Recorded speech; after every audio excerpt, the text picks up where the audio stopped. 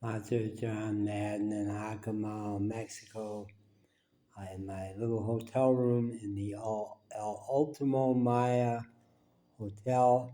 And I want to show you the mural I'm sitting across from in this room because I think it relates to what I'm about to tell you. Probably other people have had the experience, I'm sure many of you have, where a book changed your life forever. One book that did that for me was called Kinship with All Life by J. Allen Boone. And it tells lots of stories about animal-human connections. I've been open to those connections since early life, and in another tape, I'll tell the story about that book, but I'm about to tell the story about my relationship with a street dog I met in Mexico who recognized me as someone who was supposed to be his person. Actually, her person. She was a bitch, not terribly attractive, 40-ish pound, tan dog that spent her days sleeping in front of a tienda, grocery store, in the little pueblo of El Diamante. El Diamante is an enchanted little 400-person pueblo in Veracruz State, 2 hours north of the city of Veracruz.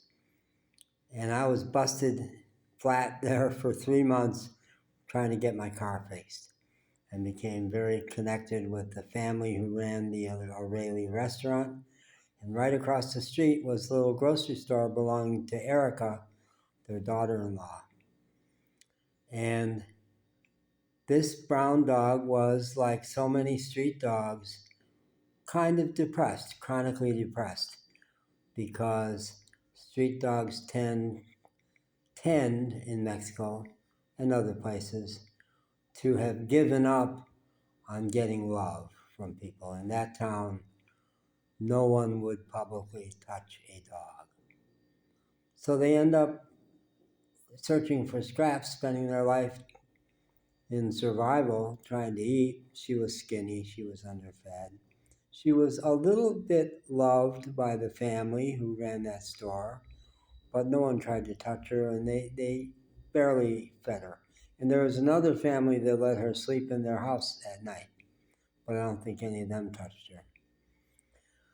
And about the third time I went by her going into that store, she, out of the blue, never did this with anybody else that I know of, stood up, looked at me, and blocked my entrance to the door and basically said, "Hey, you and me, man, something's about to happen between us." And we ended up getting super close, along with 2 other dogs in that town who found out. The other 2 dogs I really sought after. One of them hung out in the restaurant and he was adorable. And the other also slept in front of that same grocery store and was so gorgeous. What a handsome dog. So I pursued them. I did not pursue this dog, who I ended up giving the name Easy, translated to Facile, but the whole family picked up the name Easy and started calling her Easy, and started liking her more because they saw this side of her who was capable of being attached to a human. She got so attached to me that of those 3 dogs, we'd go for long walks in the morning, and the other 2 would sleep under my van. But when we go for long walks in the morning, it was so hard for me to walk because Easy just wanted to be all over me, just had to be in front of me. We ended up with an amazing bond, but it was she who initiated it.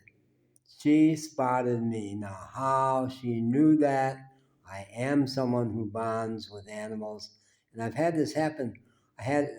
What brought it all up was that I just had it happen in Akumal with the dog that I'm calling Buster Brown, who doesn't make sense for me to try to adopt at this point, but I'm trying to make his life a little better, feeding him.